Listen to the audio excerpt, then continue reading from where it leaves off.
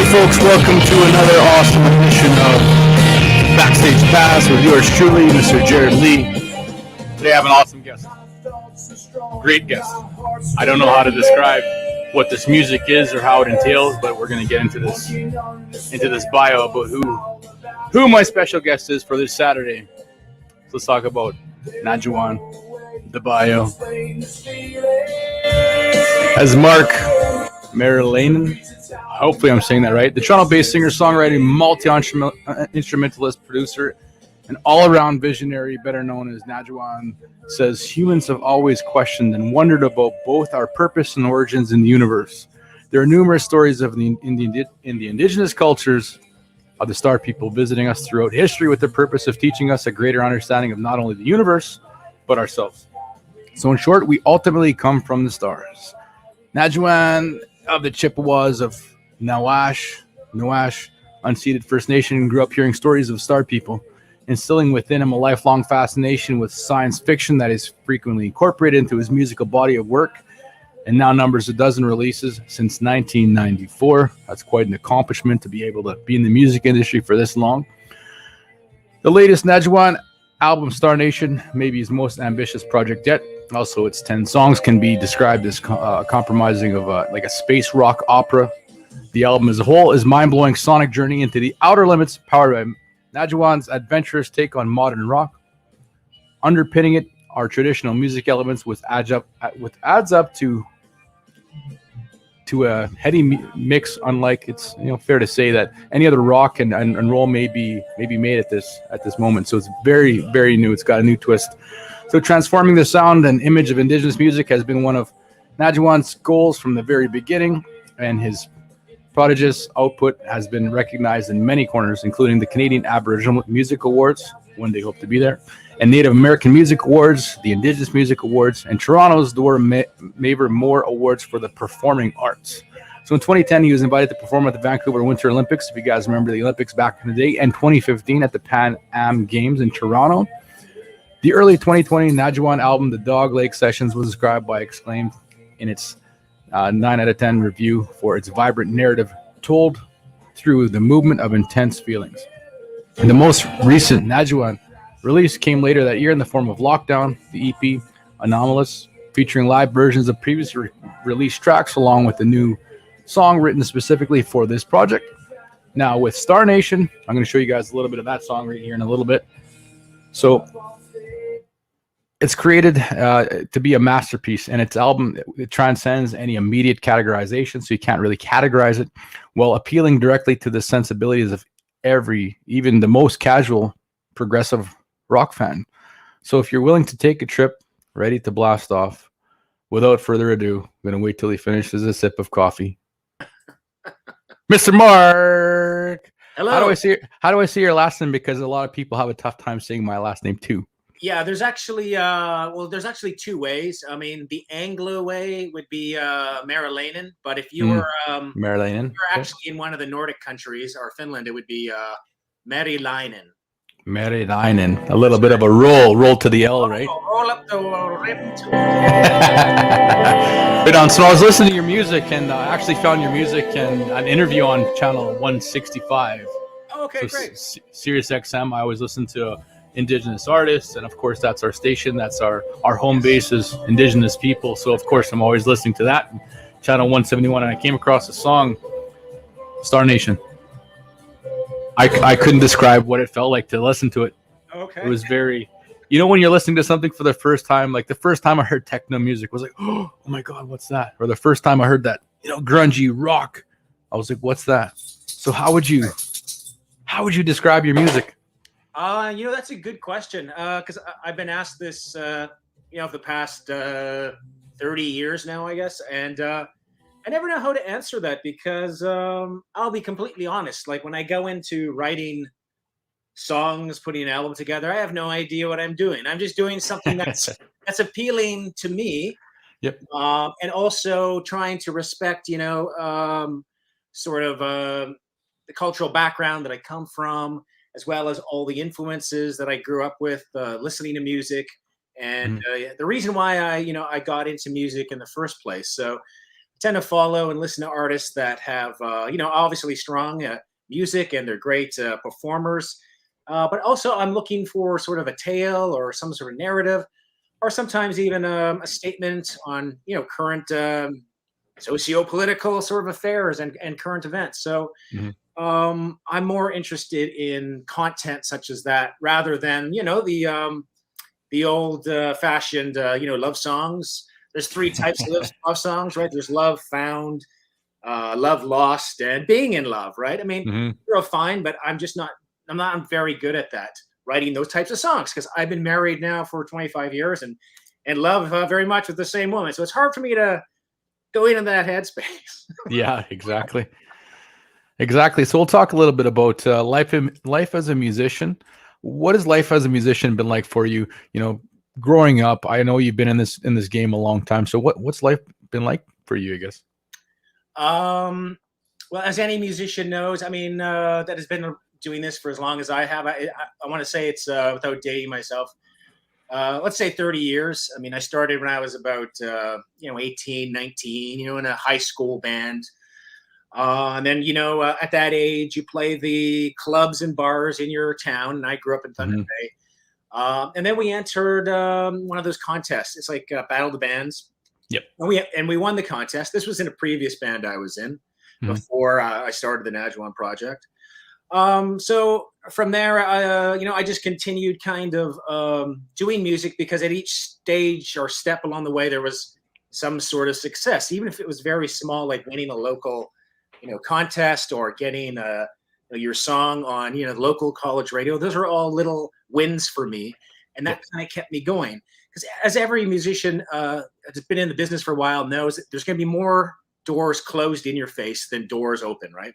Hmm. And sometimes there's windows that open too, but so you kind of use these little victories and these little wins to kind of keep you going. So with that, keeping that in mind, I was always focused on, the next record or the next tour or whatever the next goal was. Hmm. So I kind of set smaller, realistic goals. I think a lot of people start off with the big sort of, plan that they want to become this huge rock star and play in front Yep. of, 100,000 Billions. people. And Yeah. these are all worthy and admirable goals for sure. But we also have to set sort of realistic business goals, because we are running a business. We all are Hmm. small business owners and entrepreneurs. So that has its ups and downs, whether you're being a musician or running your own business, right? So throughout the years, I think I was a combination, of lucky, being really lucky, and hard work. You have to put in literally 110% into whatever you're doing, whether it's at rehearsal, whether it's writing a song, whether it's playing the show on stage. You kind of have to put all your effort into it, because this is eventually, well, hopefully, will become your career. And Hmm. luckily for me, there's always been some sort of financial payoff as well. So I haven't had to struggle, especially in recent years, financially. So again, that's about making smart business moves forward, and trying to look at your expenses as a business. Hmm. Maybe not order those bottles of champagne every night at the bar, right? So, Yep.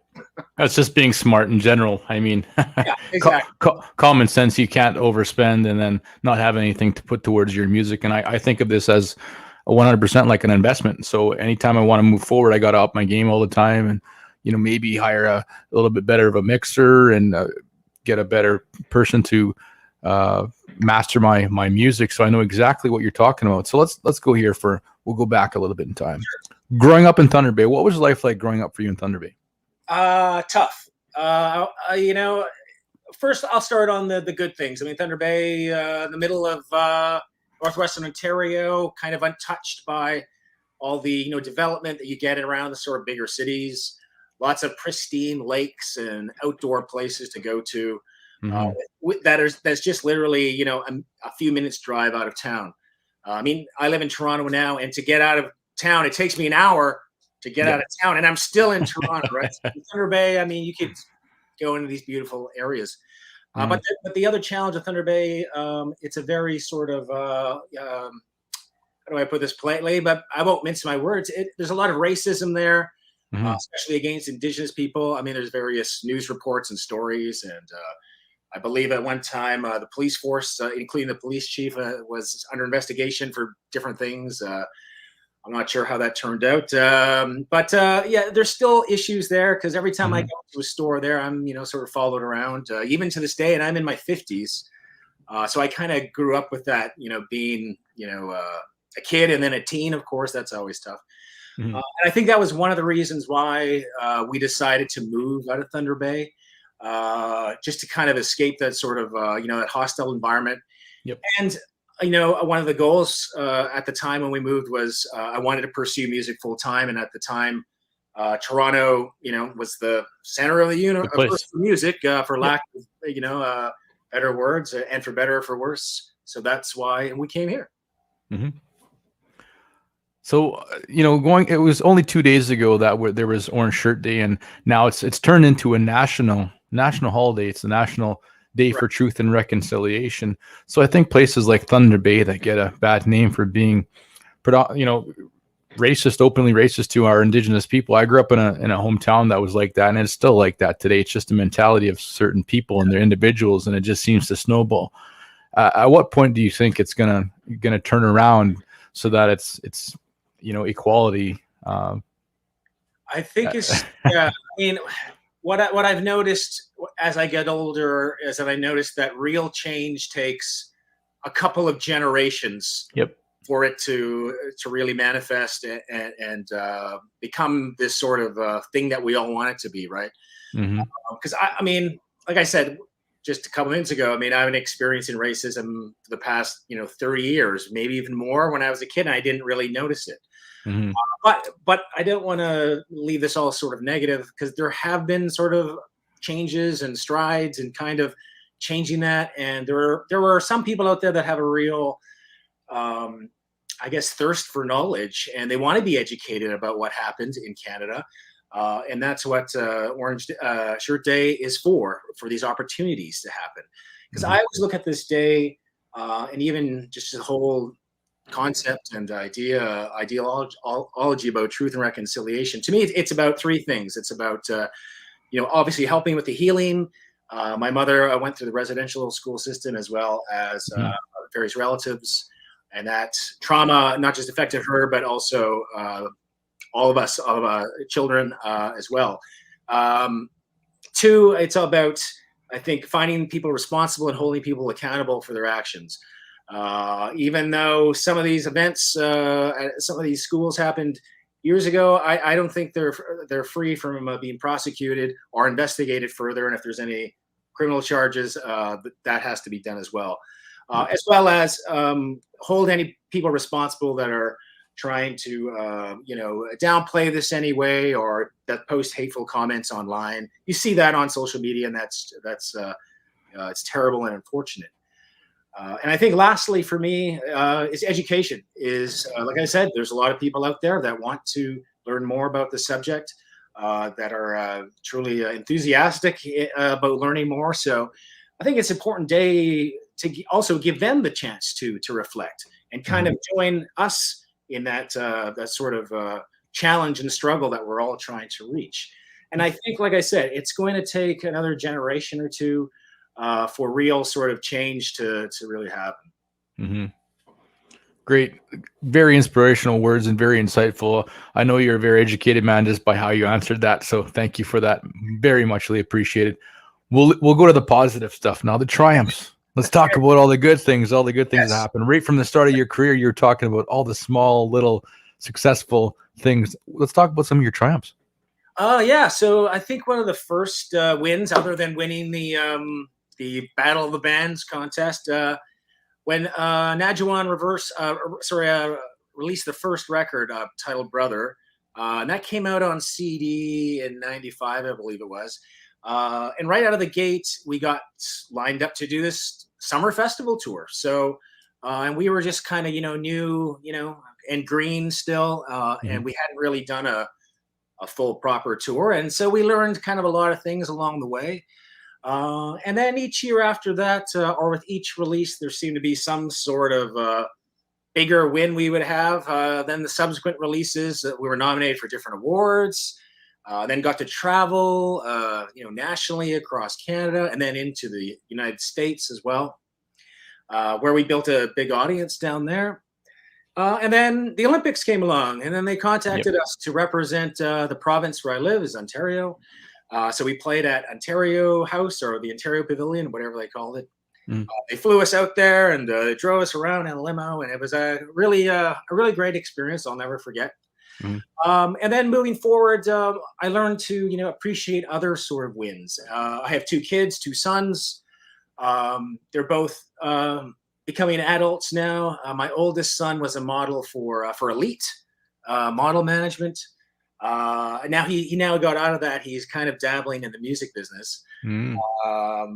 And then my other son, who's just turned 19 this year, he's at computer science at University of Western Ontario. But they both actually worked with me on the last 2 records. They worked with me on the Dog Lake sessions, which was we recorded in a cabin out at Dog Lake, Ontario, and they worked with me on Star Nation as well. So that was kind of a win to get your kids as well working for the family business. Although none of them really want to pursue, say, music as a career option, but that's okay too, because that's very difficult. So I think it's these little successes that people need to focus on, because, like I said, there's a lot more doors slammed in your face in this business than they are opened. Absolutely. I know I've had my fair share of I've applied to music festivals and I get shut down, and then pretty soon I play a bigger one than that. So it's like, well, maybe that door closed so this other one can open, right? Right. Songwriting. Where do you get your inspiration from songwriting? I mean, we've all been asked these same questions over and over again, but where do you get the influence for most of your songwriting? I think like any other artist, it's, well, I mean, I can't speak for all artists, but I mean, for myself and a lot of other artists I've talked to, it's just about what's happening in your life at that particular time. Over the records, past records, you can kind of, if you listen to lyrical content, you can kind of tell what was happening in current events at that particular time. Also, the songs are written in a more universal way. So, because, history repeats itself, and as we're seeing with various events throughout history. So I think they're common themes that'll always be relevant. The exception to, I guess, my sort of songwriting process was Star Nation, where I kind of entered that project knowing what I wanted as a complete sort of project. And I kind of went into then writing each song as you hear them. So songs 1 through 10, I wrote song 1 first, and I wrote song 10 last. Just to kind of keep with sort of a common or narrative throughout the entire record, because it was a theme. It's supposed to be a concept record. So, but other than that, I don't really have a process. I just kind of do whatever sounds good and whatever comes to my head, really. It caught my ear, and that's why I had to send you the message to do this interview, to find out a little bit more of who you are and where the inspiration comes from and where does that sound, because it piqued my ear. I'm like, whoa, I've never heard that before. That's cool.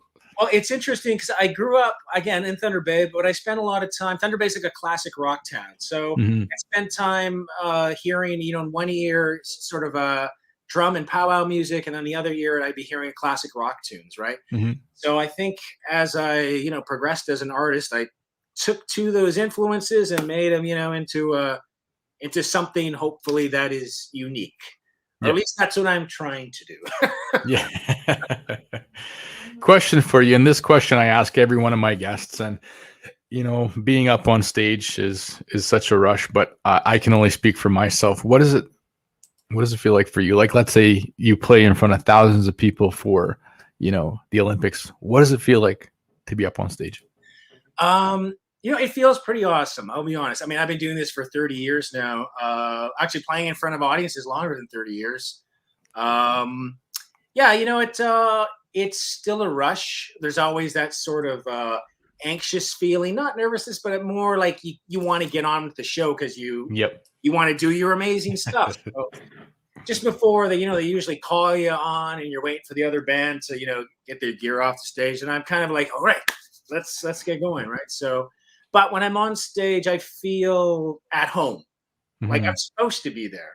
Whereas when I first started, I didn't know if I quite felt that way. I'm like, am I supposed to be here? Like everyone's looking at me. And of course they're supposed to be looking at you. You're playing a show, right?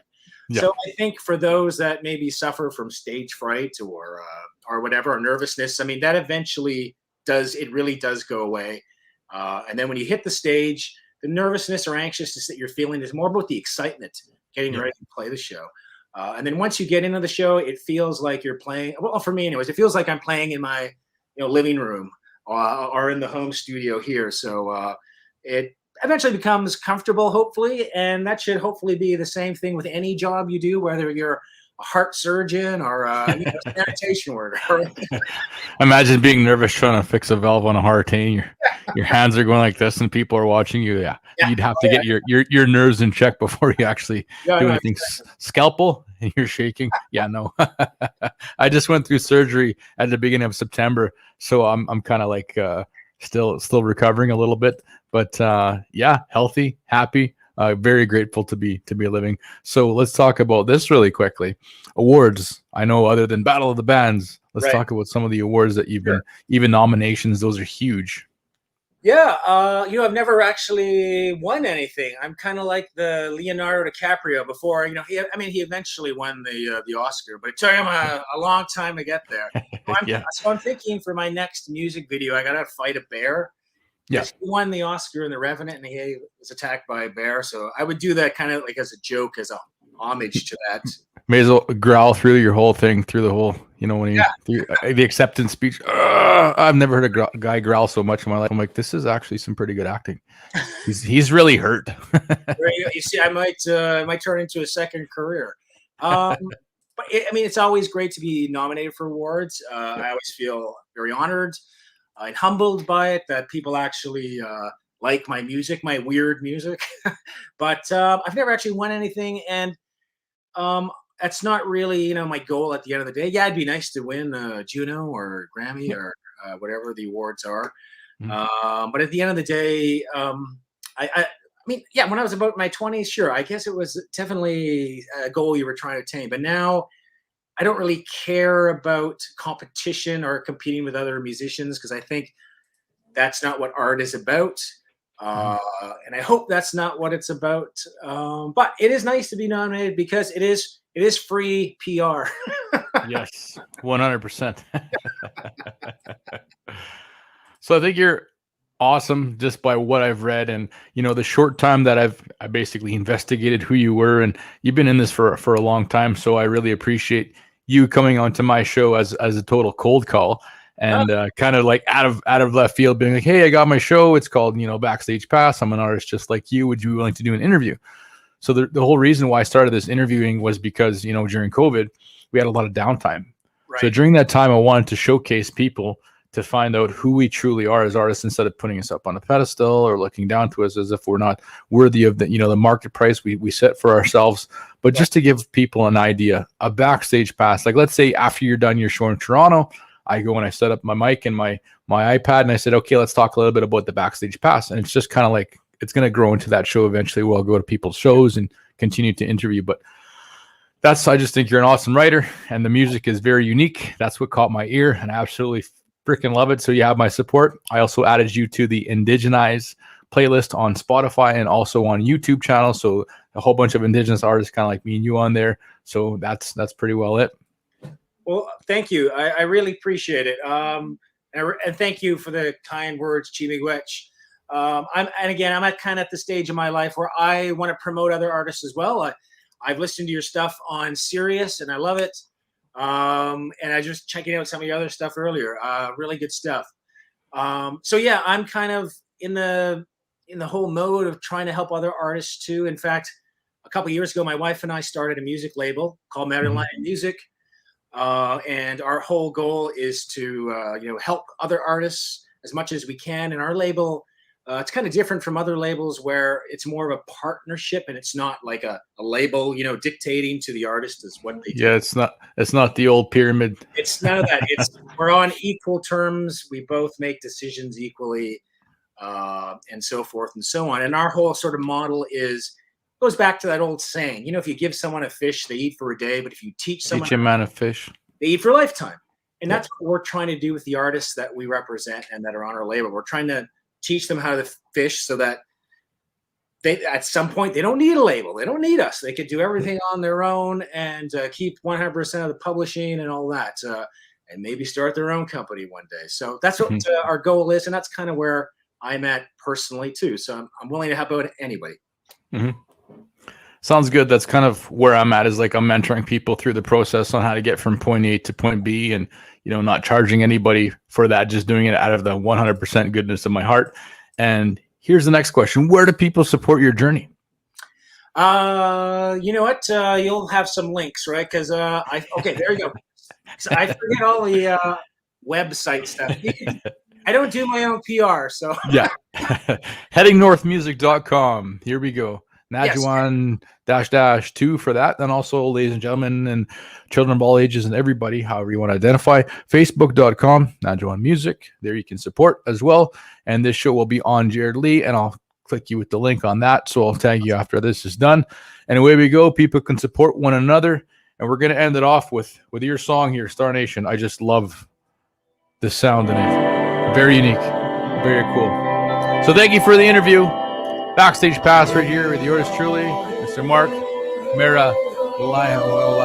Got to roll the L's. Nadjiwan, ladies and gentlemen, thank you. See you next time, brother. Thank you.